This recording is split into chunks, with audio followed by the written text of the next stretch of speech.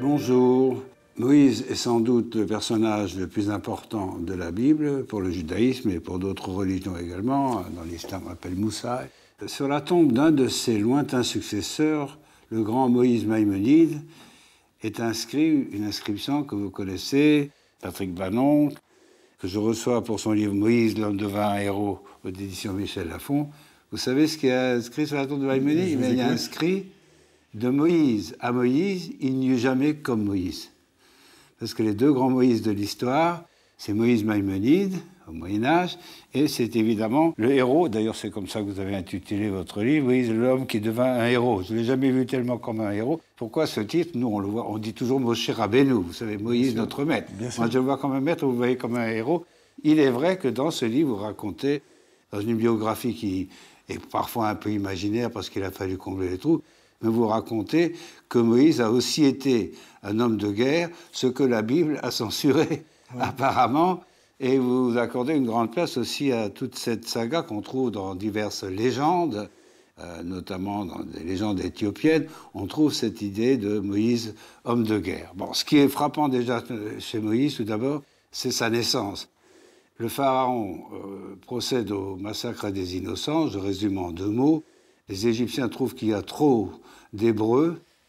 C'est la première apparition, on peut dire, dans l'histoire de l'humanité d'un racisme concentré sur une ethnie. Il y a trop d'Hébreux, ils prolifèrent, ils ont trop d'enfants. Enfin, tout ce qu'on a pu écrire en Europe sur les immigrés, ils font trop d'enfants et ils décident de jeter les enfants au Nil. Oui. Une tradition qui sera reprise plus tard avec le massacre des innocents.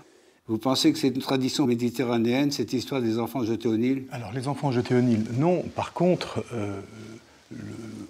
on est certain que les sociétés égyptiennes de l'époque étaient très nationalistes, avaient une peur panique des étrangers. Oui. Ils sont traumatisés par le règne des Hyksos, quelques siècles plus tôt. Il faut rappeler que l'Égypte a été envahie par un peuple qu'on appelle le peuple de la mer. Les Hyksos, on pense que ce sont des Crétois, d'après mes souvenirs d'histoire. Les Hyksos sont des peuples sémitiques qui viennent de l'Est de Canaan, qui se sont infiltrés petit à petit à partir du XIIe siècle avant notre ère, et puis qui se sont installés, puis qui ont régné. Il y a eu des pharaons Hyksos. Hyksos, ça veut dire roi étranger. C'est ça. Bon, et ça a traumatisé l'identité nationale égyptienne, et les pharaons de Thèbes, vers le XIVe siècle, ont délogé les Hyksos du delta, où étaient installés les Hébreux, les Apirous, les fameux poussiéreux. Oui, vous avez dit les Apirous, c'est intéressant parce qu'on a trouvé, ce sont des recherches qui datent, si mes souvenirs sont bons, de la fin du XIXe siècle, on a retrouvé qu'il y avait une ethnie qui s'appelle les Apirous, et comme Apirous et Hébreux, c'est très proche, certains ont voulu identifier les Juifs aux Apirous. Oui, en tout cas, pas les Juifs, mais les Hébreux. Les Hébreux, pardon. Les Hébreux. Mais moi, ce que j'ai voulu montrer, c'est que cette catégorie de population est une population qui n'a pas de droit. C'est ce qu'ils ont de commun. Je dirais presque que c'est une classe sociale. Le monde d'alors est partagé tout simplement entre ceux qui sont propriétaires de la terre, disons les Égyptiens, les 5000 nobles qui sont locataires de la terre des dieux, et donc qui ont des droits, et dont des droits, y compris l'accès à l'immortalité. Et puis il y a les nomades dans Canaan qui ont aussi des territoires. Ce sont les poussiéreux. Voilà, on les appelle les poussiéreux. Et eux nomadisent, mais ils ont un territoire. Et puis tout d'un coup, au pays de Goshen, dans le delta, à l'est du delta, il y a des populations qui n'ont pas de terre. Et qui n'a pas de terre n'a pas de droit. Et les Égyptiens les considéraient comme des passeurs de frontières, des sans-cœurs, donc des sans-âme. Tout ce qu'on trouve encore aujourd'hui sur les immigrants, et même, vous savez qu'il y a des Soudanais qui traversent l'Égypte pour revenir en Israël encore aujourd'hui. On retrouve exactement les mêmes mouvements de population et les mêmes difficultés pour l'étranger. Bien sûr, mais c'est en ça que Moïse est très moderne, c'est qu'il s'adressait il y a 25 siècles, 30 siècles, à la problématique ou aux problématiques que nous adressons aujourd'hui. Le rapport à l'autre, le rapport à l'étranger, le rapport au droit. Est-ce que celui qui n'a pas de terre ou celui qui est d'ailleurs a les mêmes droits que celui qui est d'ici? Bon, lui, il a répondu. Il a répondu, puisque dans la Torah, il y a ce merveilleux verset « Chuka achat yeh lachem velager agar batochachem », ce qui veut dire « Ce sera le même droit pour vous et pour l'étranger qui séjourne parmi vous ». Vous vous rendez compte qu'il y a 3000 ans, on a écrit une phrase comme ça, alors qu'aujourd'hui, donner le droit de vote aux étrangers poserait un problème. La Bible est le seul livre, à ma connaissance, dans l'histoire de l'humanité, dans lequel on accorde à l'étranger exactement le même droit que chez les citoyens. C'est révolutionnaire et cette révolution n'est pas encore arrivée en Europe. Non, mais c'est vraiment ce que j'ai voulu montrer dans ce livre, c'est que Moïse est le premier révolutionnaire social. Il s'est battu pour des droits. Il ne s'est pas battu pour conquérir, il ne s'est pas battu pour enrichir, il n'a pas créé une dynastie, il n'a pas levé des impôts. Il a simplement demandé des droits pour ceux qui n'en avaient pas. Bon. Et ensuite, tout cela va déboucher bien sûr sur la loi. Mais cette loi-là aussi est une loi qui est révolutionnaire par rapport aux lois qui environnent l'Égypte.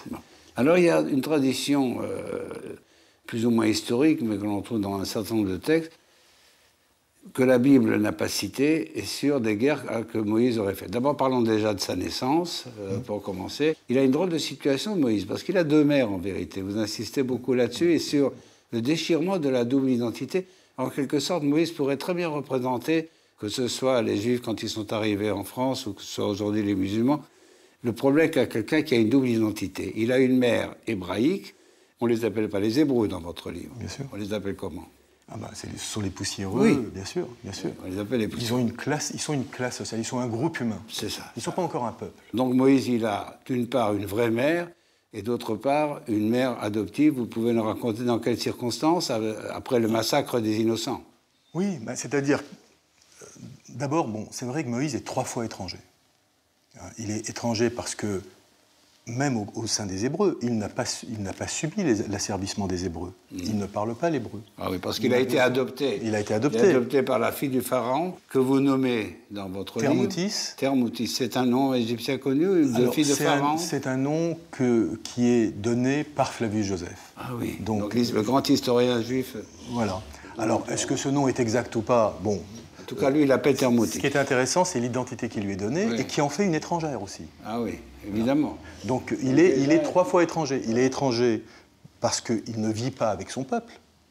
Donc, il est étranger dans son peuple. Il a été adopté par les Égyptiens qui sont les dominateurs et qu'il appartient à un peuple opprimé. Bien sûr. Il n'est pas reconnu par les Égyptiens parce qu'il est adopté.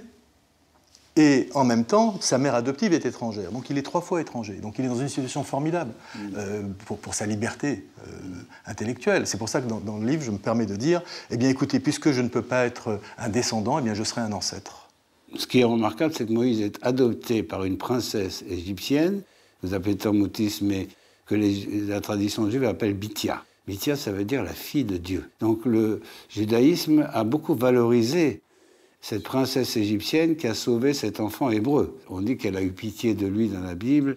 Elle a dit c'est un enfant hébreu, mais elle n'a pas hésité à l'adopter et à en faire un prince égyptien, ce qui fait que Moïse a une double éducation. Il est né d'une mère juive, mais sa mère adoptive est une princesse égyptienne, et il est élevé comme égyptien au palais. Tout à fait. Et dans une école qu'on appelle les KEP, qui sont les écoles réservées aux princes, bien sûr, aux gens de la cour, mais aussi aux étrangers, aussi, dont on veut faire des diplomates. Il va à Oxford ou à Cambridge, si vous voulez. Exactement.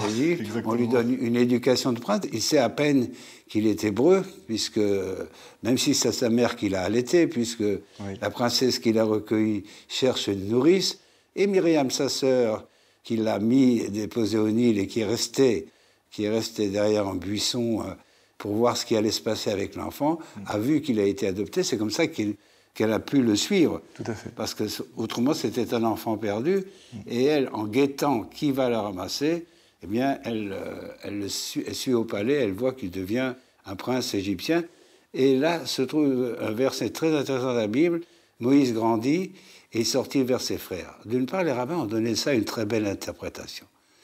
Ils ont dit, quand on sort vers ses frères, c'est qu'on grandit. On devient adulte en allant vers ses frères. Et alors, il y a un premier incident dans la vie de Moïse qui sait qu'il est hébreu, mais qui est éduqué en égyptien, c'est qu'il voit quelqu'un frapper un de ses frères. Voilà. Un tortionnaire égyptien donnant des coups de fouet à l'un de ses frères, finalement, parce qu'il sait qu'il est hébreu de naissance. Et là, il fait un acte très étonnant. Il tue le tortionnaire égyptien. Oui. Hors Torah, il y a d'autres versions. Oui. Moi, je me suis permis de m'appuyer sur ces autres versions-là pour donner plus de chair, bien sûr, au personnage. Selon Philon, selon Flavius, etc., il aurait été victime plutôt d'un complot Et la cour de Pharaon voulait se débarrasser de lui en tant qu'étranger qui commençait à avoir une certaine influence ou un certain pouvoir à la cour, et il ne fallait pas que les étrangers puissent influer sur le destin de l'Égypte. Oui. Voilà, donc du coup, il s'échappe. Il y a des tas de légendes, d'ailleurs, qu'on trouve dans des livres comme les livres d'Edmond Flegg, sur Moïse notamment. Je pense que ce livre est épuisé, mais on doit pouvoir le trouver sur Internet, qui raconte en long, en large toutes ces légendes sur l'enfance de Moïse.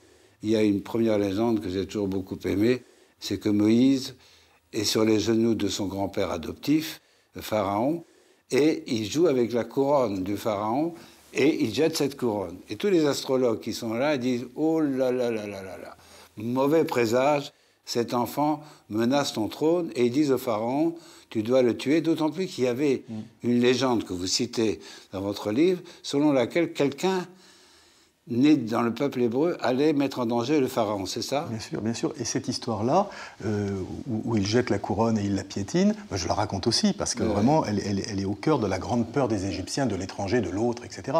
Mais c'est vrai que son enfance, vous parliez de légende, son enfance, elle est légendaire aussi. Elle est merveilleuse et elle est légendaire, mais elle s'inscrit dans le système de pensée de la Méditerranée. Donc Moïse est à la cour du pharaon et il prend parti déjà pour ses frères et il s'enfuit. Donc il y a un long texte dans la Torah, il devient berger, Dieu s'adresse à lui au buisson ardent, lui demande d'aller sauver ses frères. En fait, tout d'abord, avant d'être un législateur, il est un héros et il va aller affronter le pharaon. Il est un héros et sa naissance construit l'héroïsme du personnage, parce qu'il est abandonné dans un berceau par sa mère pour le sauver, bien sûr, et sa sœur. Il est abandonné au Nil, et ensuite il est recueilli, sauvé et recueilli par une princesse étrangère, etc. Mais ça, c'est un récit qui est commun à l'ensemble de la Méditerranée. C'est ça qui est formidable. Le roi Sargon d'Akkad, qui est le premier empereur, qui était un roi sémitique du XXVe siècle. Oui, c'est ça, au nord d'Israël, dans l'immense Syrie. Voilà, et qui a créé le premier empire. C'est ça.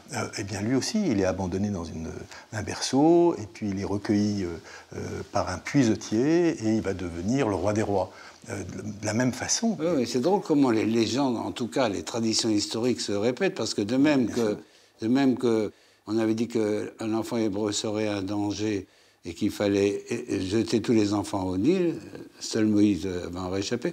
De même, il y aura le massacre des innocents au temps d'Hérode, où on a dit qu'un enfant allait naître et qui allait mettre en danger la couronne d'Hérode. Oui, mais c'est aussi parce que Moïse est le prophète par excellence. C'est-à-dire, il est le modèle prophétique. Donc, pour le judaïsme, évidemment, mais pour le christianisme aussi. Il faut à tout prix que le Jésus du christianisme s'inscrive dans la logique mosaïque.